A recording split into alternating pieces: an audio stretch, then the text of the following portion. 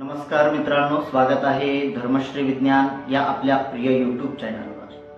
आज आपण एक नवीन टॉपिक वरती बोलणार आहोत। प्राचीन भारतातील मंदिरांचं रहस्य काय आहे, मंदिर ही कशी स्थापन केली जातात व त्याच्यामध्ये येणारी ऊर्जा ही सायंटिफिक कशी मेजर केली जाते, याच्यावरतून आपण ह्या आज टॉपिक वरती बोलणार आहोत।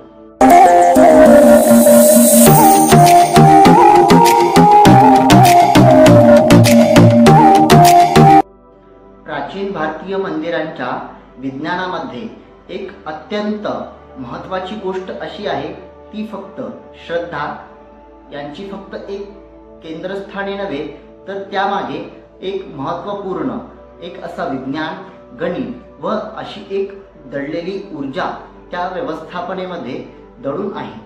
प्राचीन भारतीय प्रगत विज्ञानामध्ये मंदिर फक्त ही एक श्रद्धा केंद्रस्थाने नव्हे, तर त्यामागे एक अत्यंत प्रगत असं एक विज्ञान, गणित, ऊर्जा व्यवस्थापन करण्याचं एक केंद्र त्यामध्ये दवडलेली आहे। तर त्याचं रहस्य काय आहे, आज आपण या व्हिडिओमध्ये बघणार आहोत। भारतातील काही विशिष्ट मंदिरं भौगोलिक गणनावर अशी बांधली गेलेली आहेत, त्यामध्ये वास्तुशास्त्र, शिल्पशास्त्र यांचा पुरेपूर वापर करून व 100% असा हा त्या मंदिराचा रिझल्ट सर्व भाविक भक्तांना येतो, असं त्याच्यावरती आधारित हे मंदिरं बांधली गेलेली आहेत। मंदिर बांधण्याच्या वेळी वास्तुशास्त्र व शिल्पशास्त्र याचा पुरेपूर आधार व त्याचं नियोजन सर्वांनी आखलेलं असतं। अशी काही विशिष्ट मंदिरं आपल्या या भारत भूमीवरती प्राचीन मंदिरं अवेलेबल आहेत। प्रत्येक मंदिराची दिशा, ऊर्जा व स्थान व त्याचा आकार जो काही असतो, तो एक भौगोलिक ऊर्जेशी जुळवला जातो। मंदिराची मूळ रचना मंदिर भौगोलिक भूकेंद्र बिंदूवरती असा तो बांधला जातो।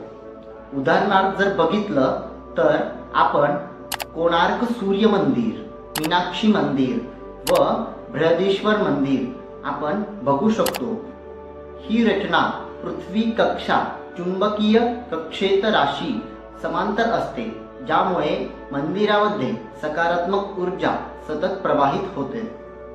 मंदिरामध्ये विशिष्ट धातूची किंवा एक विशिष्ट प्रकारच्या खडकाची मूर्ती मंदिरामध्ये ठेवली जाते। या मूर्तीमध्ये मंत्रोच्चार करून शास्त्रोक्त पद्धतीनं प्राणप्रतिष्ठा ही केली जाते, त्यामुळे त्या मूर्तीमध्ये ऊर्जाचा संचार होतो व ज्यावेळेस आपण प्रत्यक्षात दर्शन घेतो, त्यावेळेस त्या मूर्तीमध्ये प्रत्यक्ष देव हे आपल्याला दिसत असतात। म्हणून आपण जेव्हा पण दर्शन घेतो, तेव्हा आपल्याला मानसिक आणि शारीरिक जास्तीत जास्त प्रमाणामध्ये आपल्याला तिथून ऊर्जा प्राप्त होते व आपल्या मस्तकाला शांतताचा अनुभव होतो।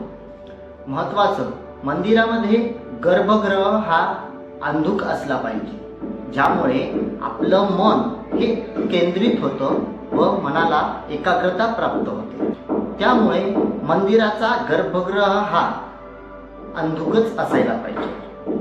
मंदिरामध्ये घंटा लावली जाते। घंटेचा नाद हा मंदिरामध्ये याच्यासाठी होतो की त्यामुळे आपल्याला दोन्ही बाजूने मेंदूचे दोन भाग जे असतात, त्या बाजूने आपलं लक्ष हे पूर्णपणे त्या देवत्वेवर स्थापन झालं पाहिजे व आपल्याला तिथे चांगले देवाचे आशीर्वाद प्राप्त झाले पाहिजे व आपलं लक्ष पूर्णपणे देवावर राहिलं पाहिजे, म्हणून हा घंटानाद होत असतो। मंदिरामध्ये धूप व दीप हे लावले जातात।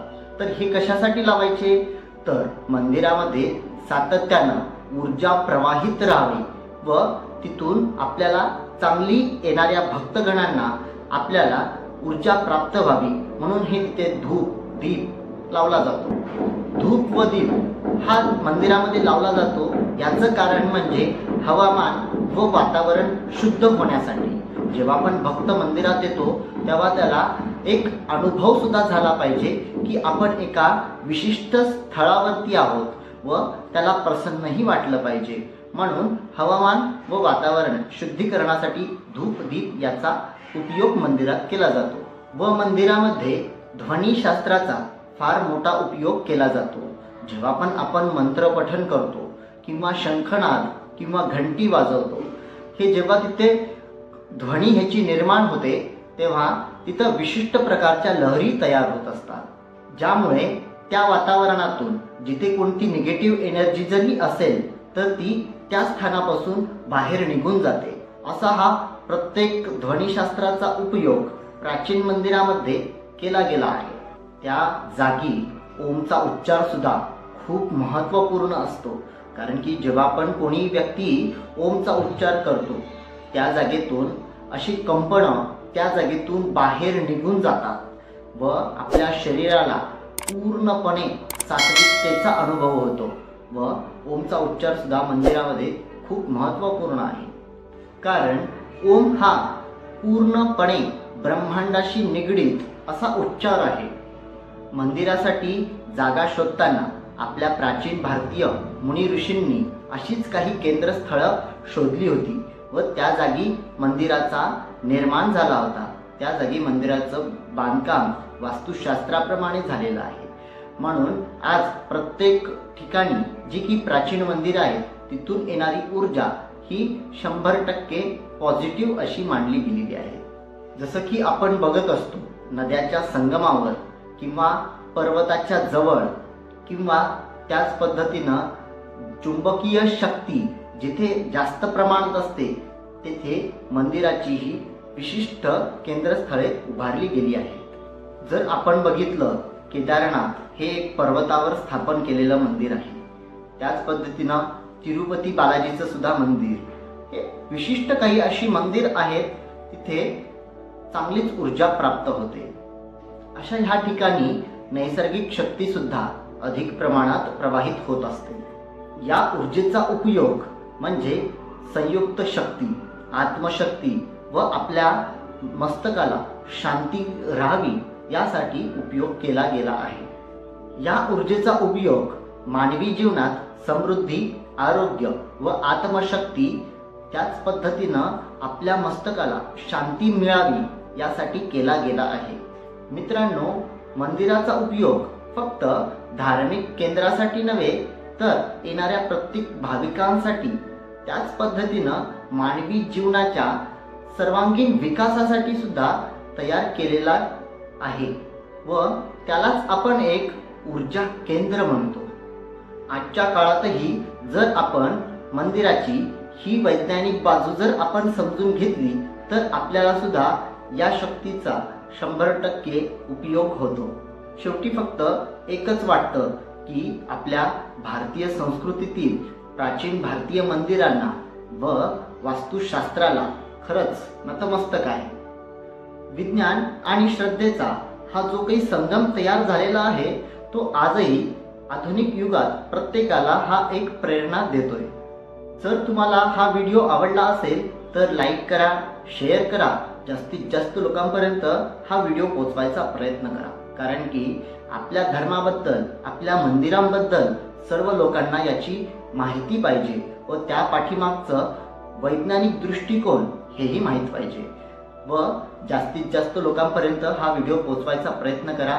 आपल्या यूट्यूब चॅनलला सबस्क्राईब अवश्य करा।